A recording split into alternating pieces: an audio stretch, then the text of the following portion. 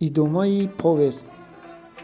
Ятим Мурод баъд аз гузаштан аз дарё ҷойҳоеро, ки дар он ҷоҳо эмигрантҳои сафед ҷой гирифта буданд, ягон ягон дид. доманаҳои кӯҳҳо, чуқуру чақари даштҳо, дараҳо, теппаҳо, ҷарҳо ва ғорҳоро аз назар гузаронид. аммо дар он ҷоҳо аз модари меҳрубонаш, ки мақсади ягонаи аз дарё гузаштанаш ба ӯ расидан буд, асаре наёфт. Ятим баъд аз он ки аз наздикиҳои дарё модари худро наёфт, ба дарунтари мамлакати бегона рафтанӣ шуда ба роҳ даромад. ӯ ҳар вақт аз ҷойҳое мегузашт, ки дар он ҷоҳо эмигрантҳои сафед буданд. вақте ки рӯз бегоҳ шуда шаб расид, ба ӯ сустие, ки аз гушнагӣ рӯй дода буд, пайдо шуд. ночор ба манзили як оилаи эмигранте рафта нон пурсид. лекин соҳиби оила ба ҷои ба вай як бурда нон додан, ӯро бо санг зада пеш кард. дар ин мамлакати мусофиратӣ худамонро сер кардем, ки ту мондӣ, гӯён ятимро аз дараш ронд. ва ҳолон ки аъзои он оила ҷуволҳои пурорду гандумро ҷобаҷо мекарданд, нонҳои дар вақти гурез пухта овардаашонро шамол медоданд, гӯштҳоро намак мезаданд, гӯсфандҳоро ҷӯшида барои ҷурғот хобондан равған ҷудо карда ва қурут хушкондан тайёрӣ медиданд.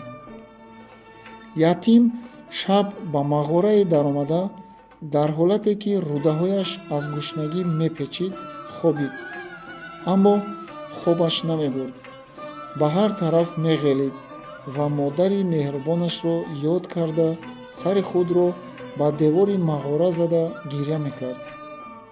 аммо касе набуд, ки фарёди ӯро шунавад ва ба гирьяю зории вай раҳмаш ояд. дар охирҳои шаб хоби ятим бурда буд, ки беҳуш шуда буд. инро худи вай ҳам намедонист. аммо вақте чашм кушод, ки равшании офтоб ба даруни мағора партаи худро андохтааст. ятим аз мағора баромада боз ба роҳ даромад. боз ба ҷои нон санг хӯрда ба роҳаш давом кард. дар чоштгоҳи тамоман аз қувват рафта буд. ба алафзоре, ки бутаҳои хушкидаи порсолааш намоён буд, дароз кашид ва беихтиёр яке шохчаҳои хушкидаи дар боришҳои зимистонӣ намгирифтаи алафро шикаста ба даҳонаш андохт ва хоид. лекин фурӯ бурда натавонист.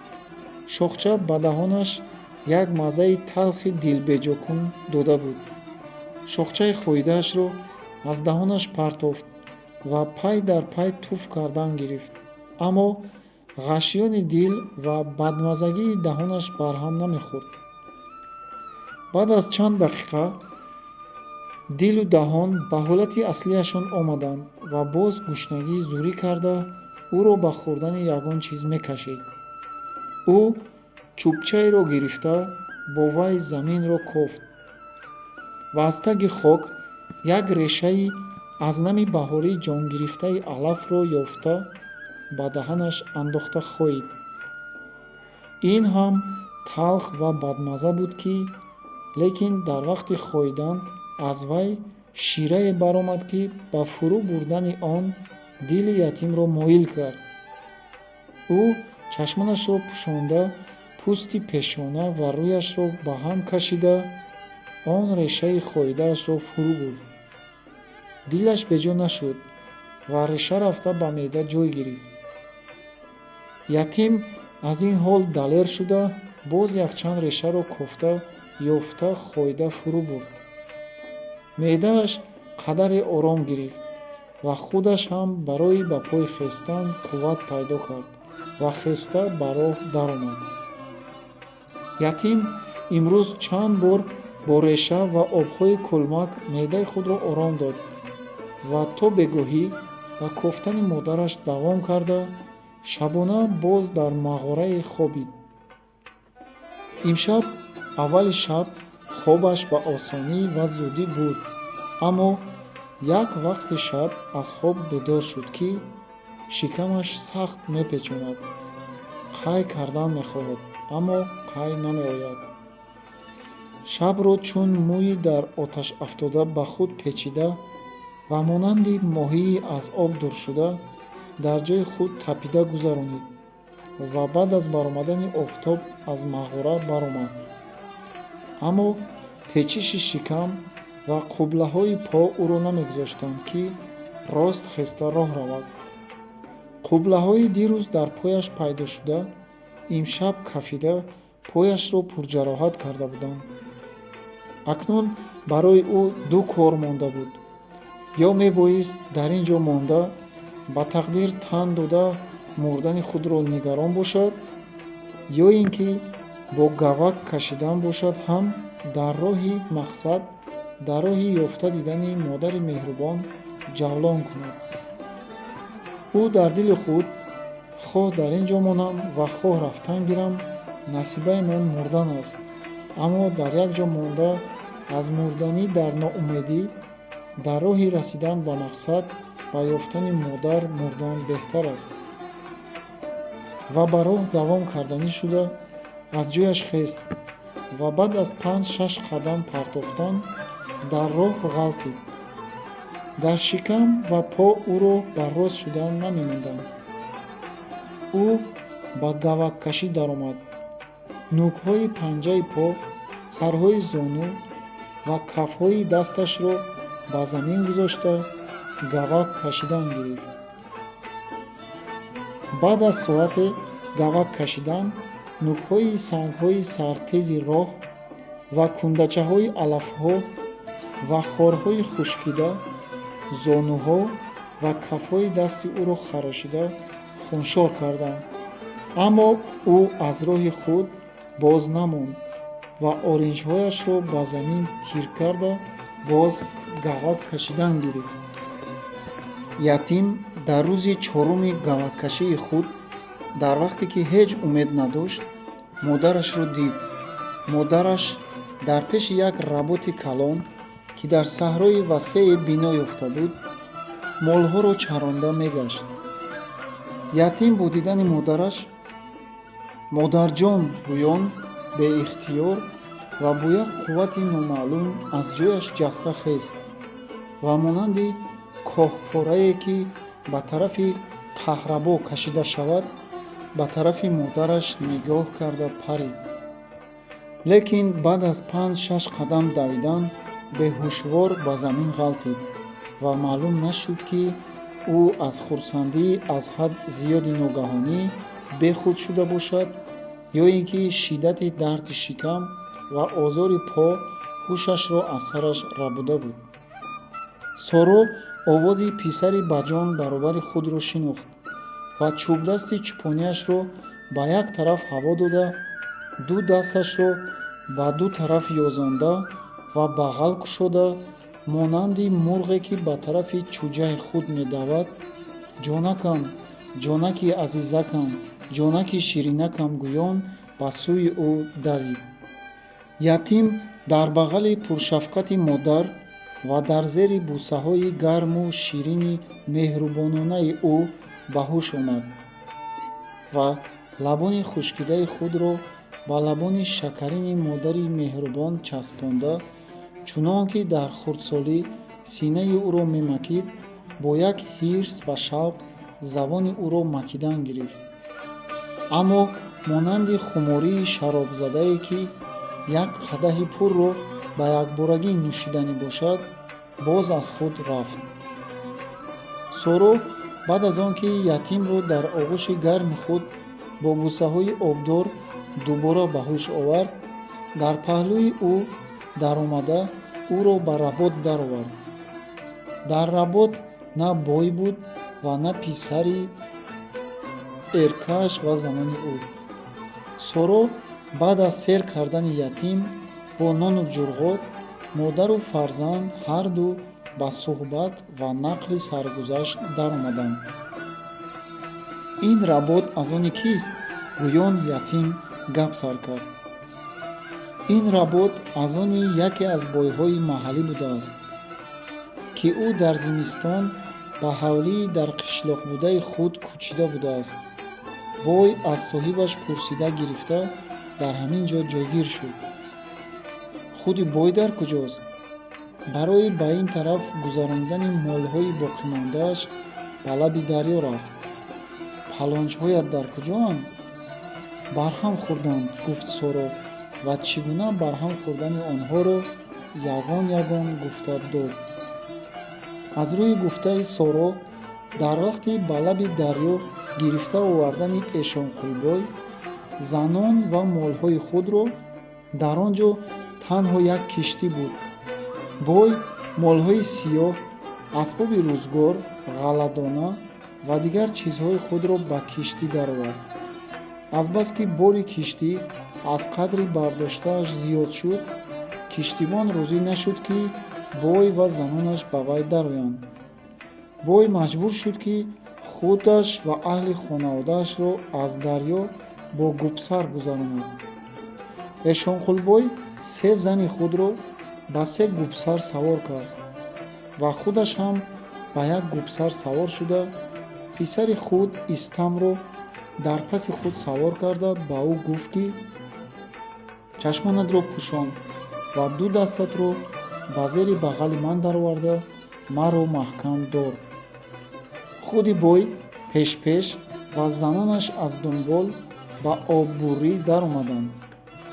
то расидан ба миёнаҷои дарё, гупсарҳо як дараҷа бо осудагӣ мерафтанд. аммо вақте ки гупсарсаворон ба ҷои пурмавҷи дарё расиданд, ду зани бой гупсарҳояшонро идора карда натавонистанд.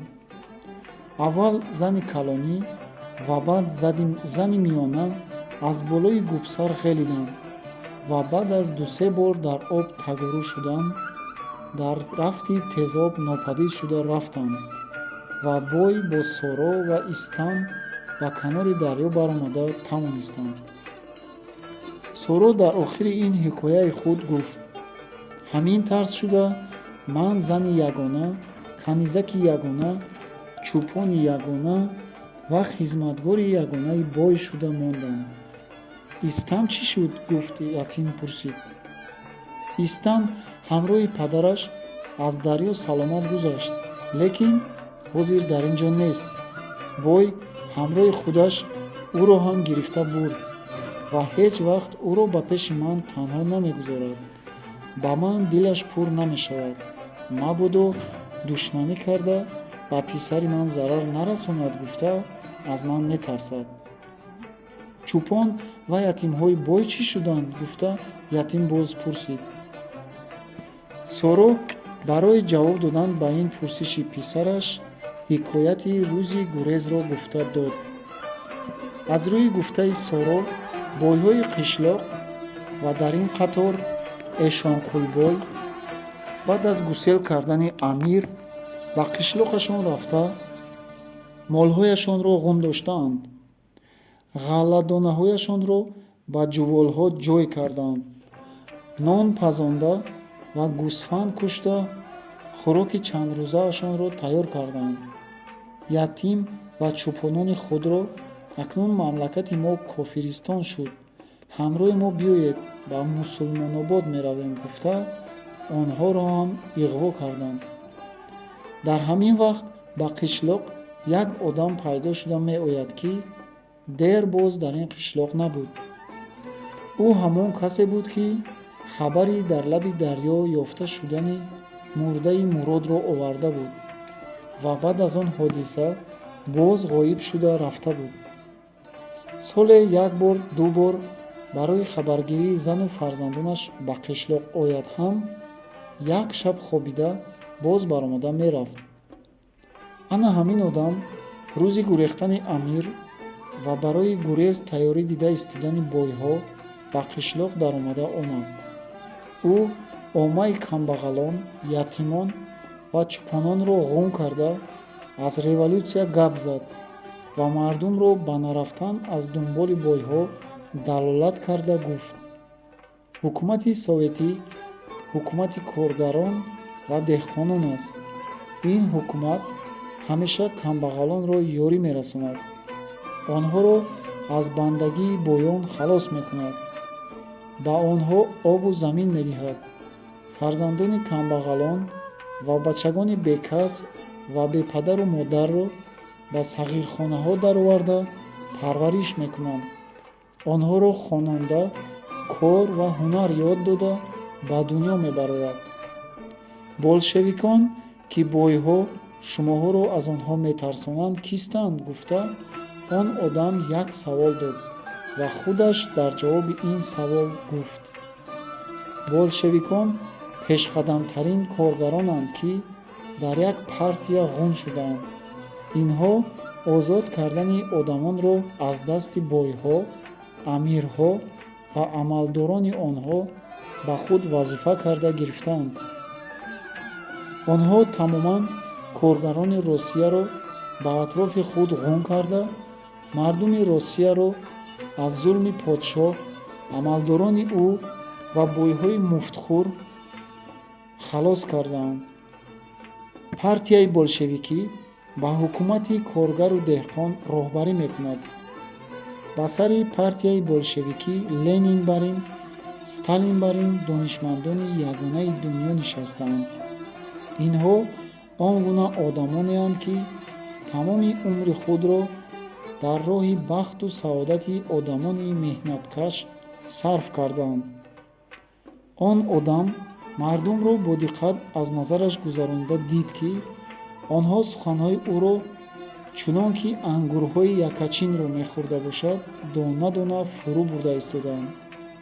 ва ӯ аз таъсири суханони худ ба шавқ омада боз давом кард: бойҳо мегуфтанд, ки акнун мамлакати мо кофиристон шуд ва шумоҳоро бо ин гап метарсониданд.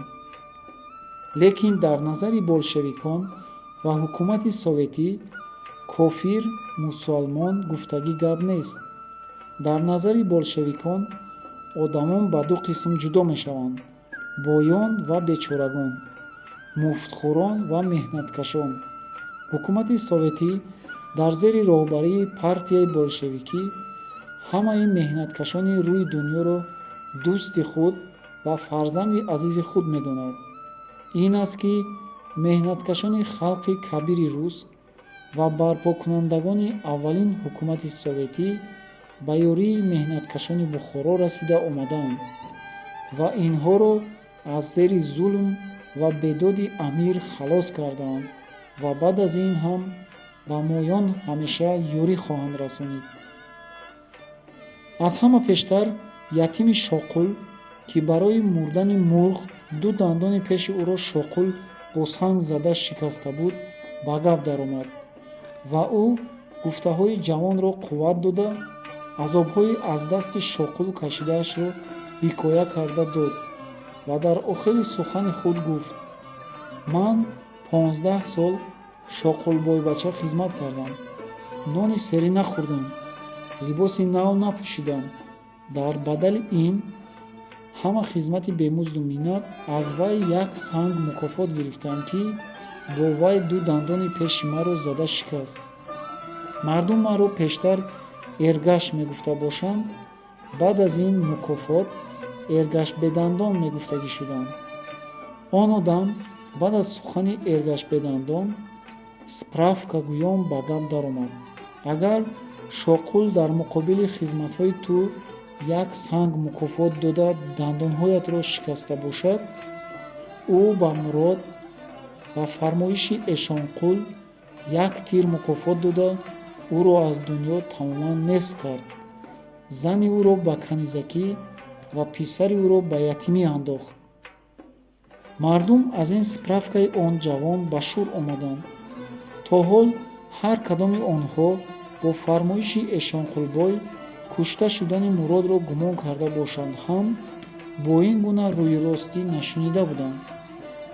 ин хабар ба Соро расида, ӯ ҳам равшан донист, ки кушандаи шавҳари меҳрубонаш Шоқули хунхӯр ва бои гургурӯй будааст.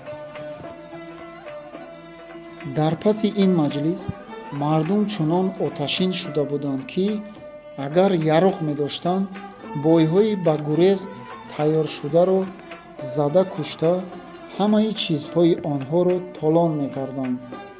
ҳайфо, ки онҳо ғайр аз белу калан силоҳе надоштанд ва ҳар кадоми бойҳо бошанд 2-3 милтиқи панҷтира доштанд. албатта ҳеҷ кадоми меҳнаткашон ба гапи бойҳо даромада аз дунболи онҳо нарафтанд. соро воқеаи рӯзи гурезро ҳикоя карда гуфт, ки ҳамин тарз шуда ятим ва чӯпонони эшонқулбой ҳам ба қатори меҳнаткашони дигар ба ҳукумати советӣ дил баста аз дунболи бой наёмаданд ва ман ҳам омаданӣ набудам.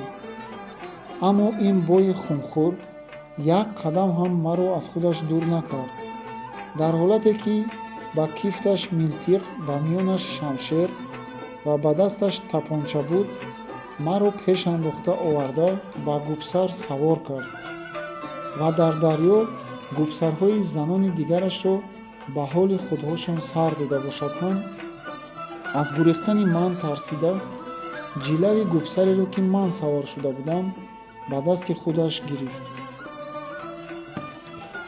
он одаме, ки ба бойҳо муқобил баромадааст, кӣ будааст?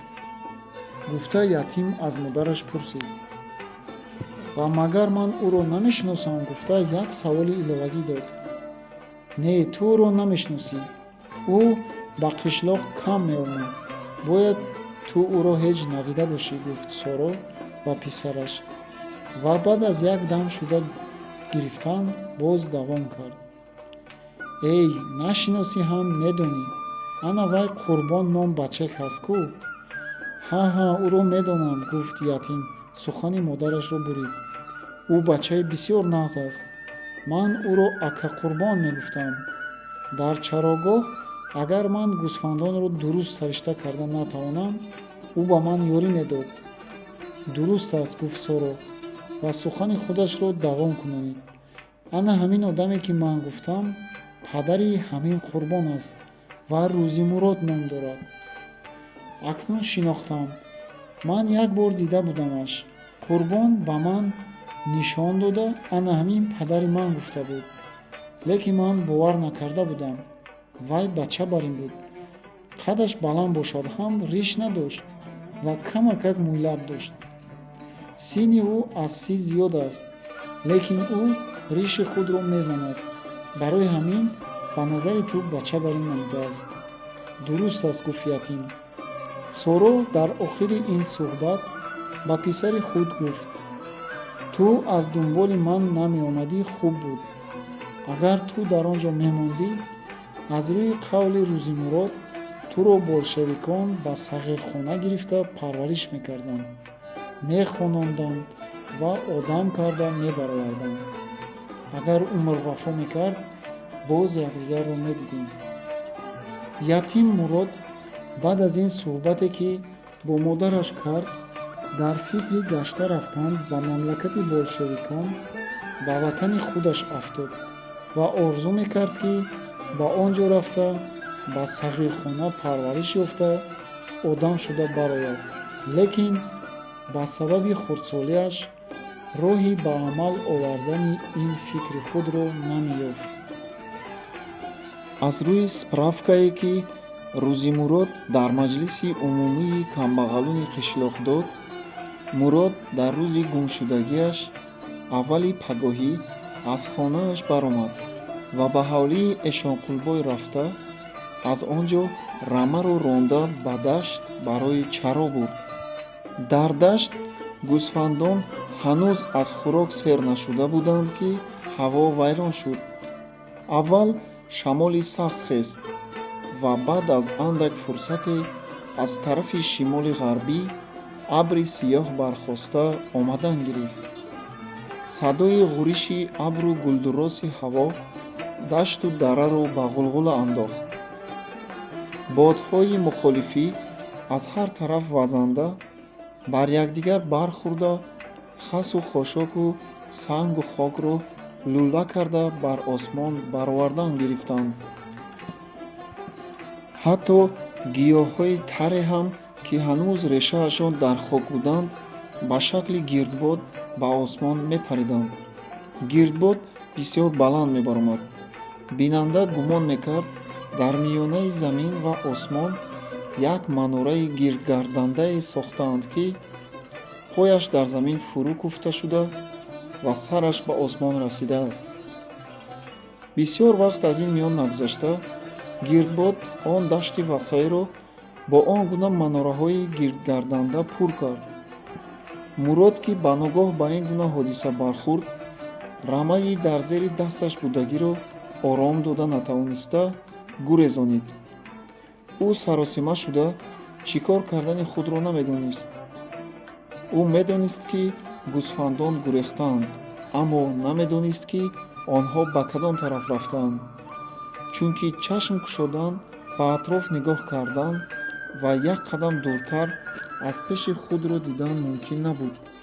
мурод баъд аз он ки соате куркурона ба ҳар тараф давид, маҷбур шуд, ки чашмони ба сӯзиш омадаашро бо кафҳои дастонаш маҳкам гирифта дар ҷое нишинад ва ором гирифтани ҳаворо нигарон бошад. абрҳое, ки онҳоро боди шимоли ғарбӣ ронда меовард, ба бориш даромаданд. тобиши чароғакҳо дар даште, ки дар рӯз мисли шаб торик шуда буд, ҷо ҷо равшанӣ мепошиданд. борон чангу хокҳоеро, ки онҳоро гирдбодҳо хезонда буданд, хобондан гирифт. бод ҳанӯз ором нагирифта бошад ҳам, ба атроф чашм андохтан ва ба ҳар тараф рафта кофтуков кардан мумкин шуд. мурод ба ҷустуҷӯи гӯсфандон даромад. ӯ баъд аз такудави бисёре онҳоро дар як найзор ёфт. гӯсфандон дар найзор ҳам ором намеистанд. дар он ҷо ҳам дар обҳои кӯлмак ва лойқаҳо ғутида ғутида ба ҳар тараф медавиданд ва мегурехтанд. мурод сабаби ин безобитагии гӯсфандонро ёфтанӣ шуда, диққат карда дид, ки дар найзор ба онҳо гург вохӯрда, яке аз ҳамҷинсонашонро кафонда хӯрда истода будааст. гӯсфандон монанди касе, ки аз борон гурехта ба новадон гирифтор шуда бошад, аз бурон гурехта ба ҷанголи гург дучор шуда буданд. мурод, ки ин аҳволро дид, чӣ кор карданашонро надониста ҳайрон шуда монд. дар дасти ӯ яроқе набуд, ки ба воситаи вай бо гург ҷангида тавонад. ӯ дар дасти худ танҳо як чӯбдасти чӯпонии саркаҷ дошт, ки вай дар ҷанги гург кор намеомад. агар бо он гуна силоҳ ба ҷанги гург дарояд, мумкин буд, ки гург худи ӯро ҳам кафонда хӯрад. дар ҳамин вақте, ки мурод дар кори худ ҳайрон монда буд, аз тарафи қишлоқ шоқул намудор шуд. ӯ ба пушти худ як милтиқро овехта ва аспашро давонда меомад. вақте ки шоқул ба пеши найзор наздик расид, аспи ӯ дар вақти ҷаҳидан аз як заҳкаш ба даруни вай ғалтид. дар вақти ғалтидани асп, шоқул худро аз болои вай ҳаво дода ба лаби заҳкаш баромад ва хост, ки аспашро ҳам кашола карда аз он ҷо барорад. аммо натавонист, чунки асп ҳар қадар, ки барои халос кардани худ ҳаракат мекард, ҳамон қадар ҳам дар лойдон фурӯтар мерафт. шоқул бо қуввате, ки дар бадан ва ғайрате, ки дар дил дошт, барои халос кардани асп кӯшиш кунад ҳам ба ҷое нарасид ва дар зери обу арақ ғутида, суст шуда дар лаби заҳкаш нишаста монд. мурод барои ёрӣ додан ба шоқул ва аспи ӯ ба тарафи онҳо давид. ӯ ба лаби заҳкаш расида, дар вай даромад. аз тарафи пеши асп чӯбка зада, зонуҳояшро дар ҷои чимтоли заҳкаш банд карда, бо буни гардани худ дар сари синаи асп бардошт.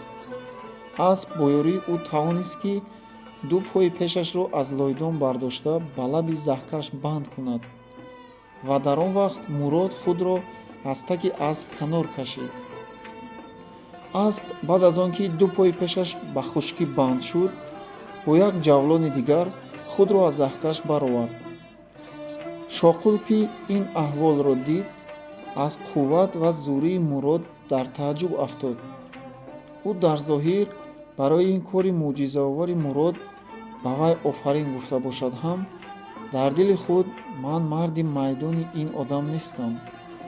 اگر روی راست در بین ما زد و خورد روی دهد، او گردی مرا به آسمان میبرارد گفت. شاقول اسبی از لایدان رهایی یافته‌اش را یتک کرده با مراد در پیش نیزار آمد و از بغل خود دو نام برآورده به او داد. از نتیجه امروزه بوران پرسید.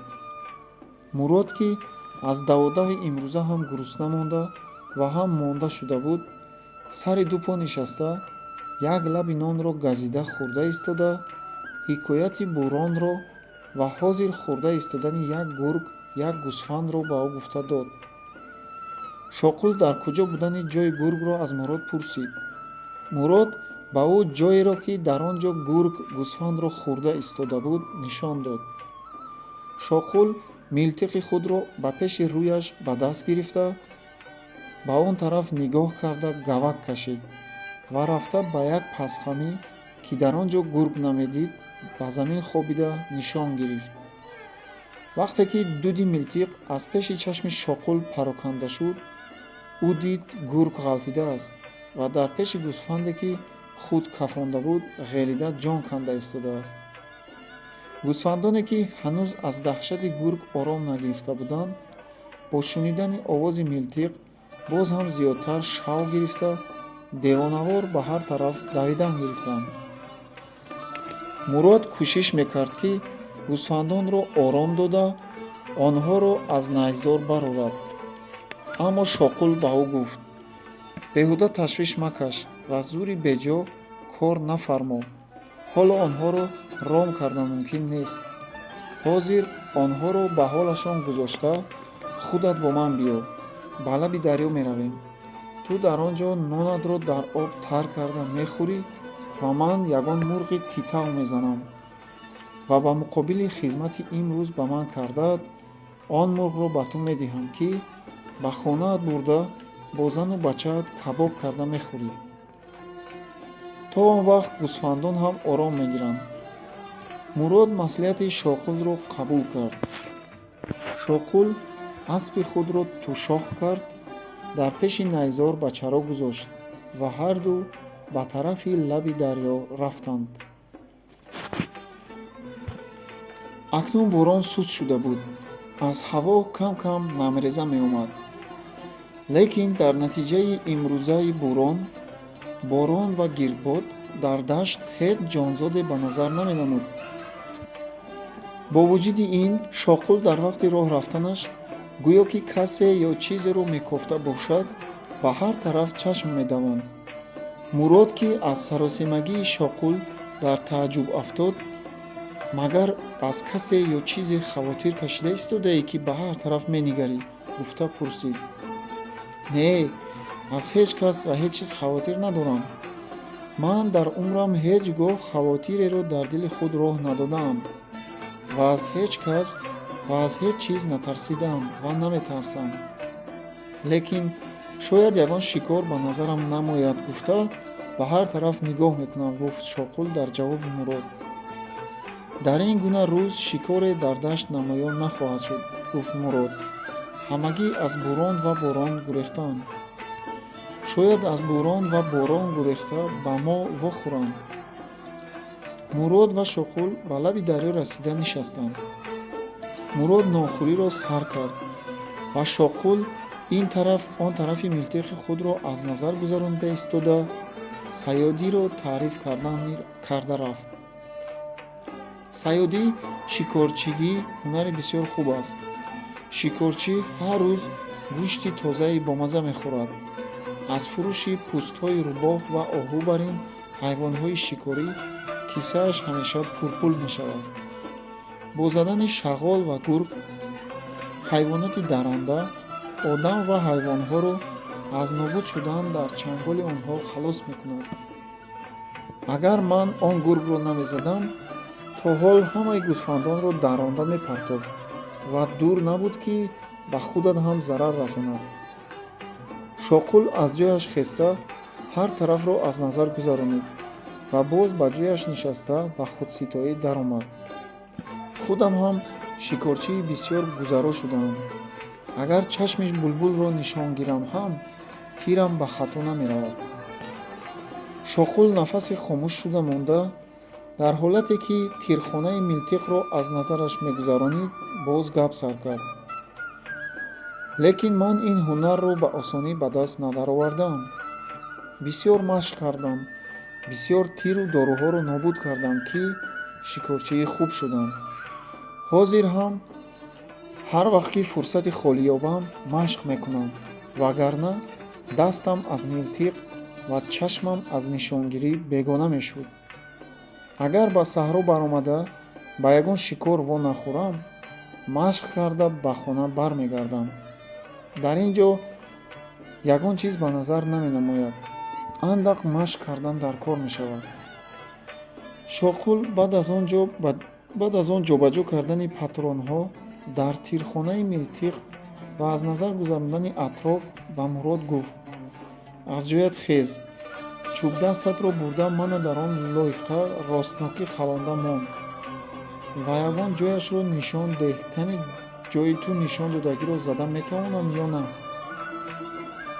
Мурод чӯбдасти худро бурда дар ҷое ки Шоқул нишон дода буд ба замин халонид ва сари лундаи вайро ба ӯ нишон дода, ана аз ҳамин ҷояш зангӯён хост ки аз пеши нишон дур шавад.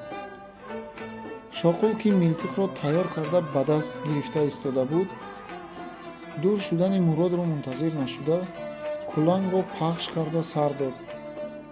Мурод ғалтид. тир ба чӯбдаст нарасида ба паҳлӯи Мурод бархӯрда буд. Шоқул милтиқро ба як тараф партофта, дартоз ба пеши Мурод рафт ва аз пояш гирифта кашола карда бурда, танаи ҳанӯз дар ҷастухез будаи ӯро ба дарё партофт ва дар дили худ: акнун аспи бидав ва милтиқи панҷтира тамоман моли ҳалоли худам шуд, гуфт.